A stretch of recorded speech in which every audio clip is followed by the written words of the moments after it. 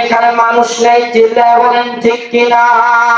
মুসলমান ভাইরা আমার, আল্লাহ পাক রব্বুল আলামিন কুরআনুল কারীমের ভিতরে বলেন, কদ আফলাহাল মুমিনুন আল্লাযীনা হুম ফি সালাতিহিম খাশিউন।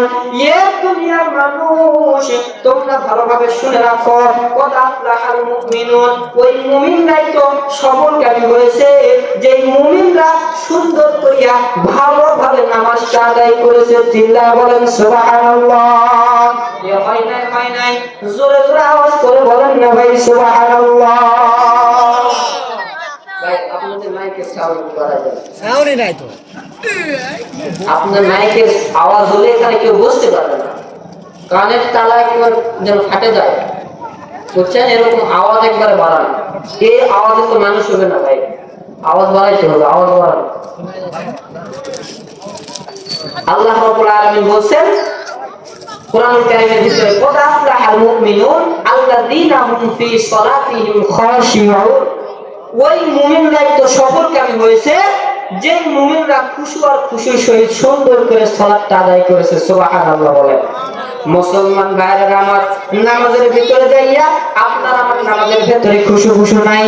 নামাজের ভিতরে যাইয়া আপনি আমি এমন ভাবে নামাজটা আদায় করি, নামাজের ভিতরে নিয়ত বাঁধিয়া ও বাপ্পা আকাশের দিকে তাকায় দেখে, আকাশের দিকে তাকায় দেখে ওর দাদা 40 বছর আগে ফ্যান দিছে, ওই ফ্যানের ময়লা পড়ে গেছে, ও মনে মনে চিন্তা করে মুয়াজ্জিনের খবর আছে না নাই?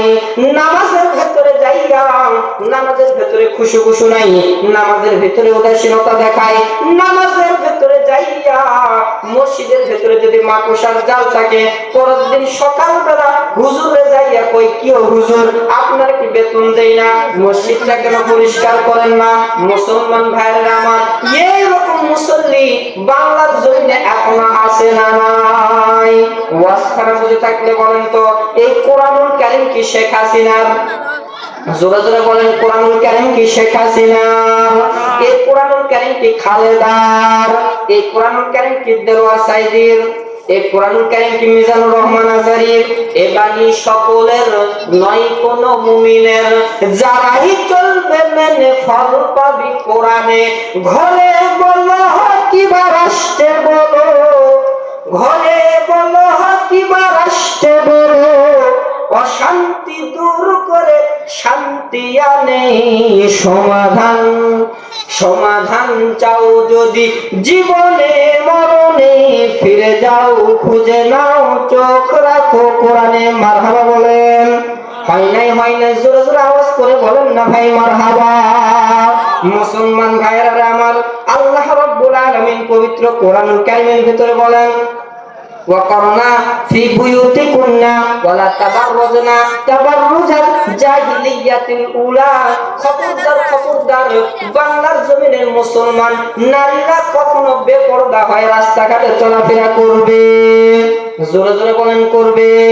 রাস্তাঘাটে বেপরদা হয় চলাফেরা করা যাবে না, কিন্তু বর্তমান ডিজিটাল যুগের মা বোনেরা পর্দা ছাড়া রাস্তাঘাটে বুকের উপরে ওড়না না দিয়ে ঘোরাফেরা করে আসে না নাই?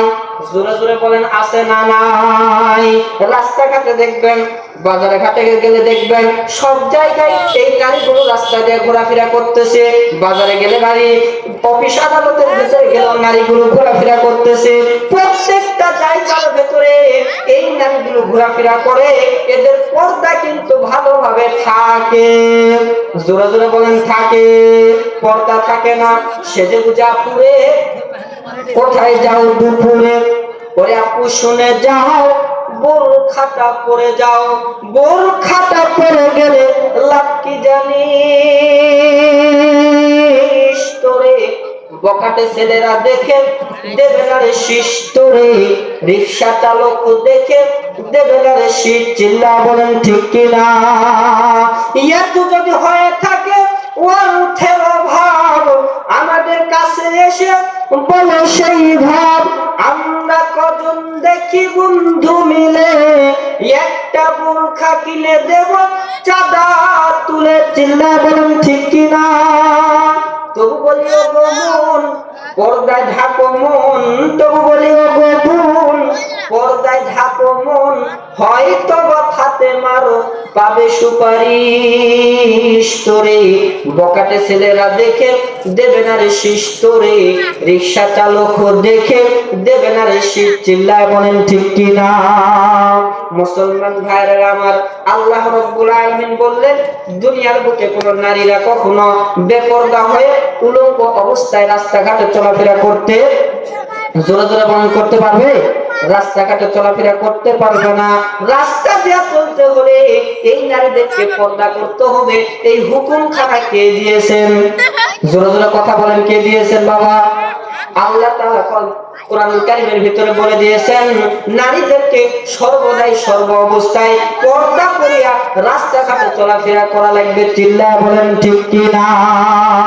মুসলমান ভাইরা আমার, দোস্ত, আজকালকার যুগের নারীরা রাস্তাঘাটে পরে চলাফেরা করে, পর্দা থাকে না।